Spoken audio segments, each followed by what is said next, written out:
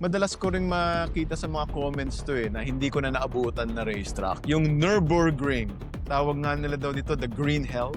Ginagamit siya until now sa mga GT racing, sa mga 24 hours endurance racing.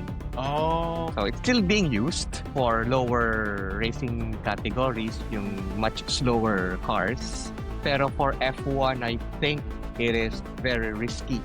Especially sa generation ng mga Formula 1 cars ngayon. Delikado. Delikado na, hindi na siya safe for Formula 1. Okay. Kasi for me, if I'm going to choose between Hockenheim and Nürburgring, pipiliin ko Nürburgring. Papatayin mo yung mga drivers dito. Gusto ni Paring Dax yung maraming kamatayan na nangyayari. Ayaw ni Paring Dax yung pa-crash-crash lang. Hindi. Yung pagka-crash mo, tatayo ka bigla, sayo, I'm okay. Hindi yun, wala ang ganun. Ayaw ni Paring Dax yun. Gusto ni Paring Dax yung may ambulansyan talagang pumapasok sa racetrack. Gusto ko, 5 minutes, unresponsive yung driver. Paring Dax, ano? Yan talaga. Yan si Paring Dax. Kung hindi nyo pakilala si Paring Dax. Simple lang yan, pero violente yan.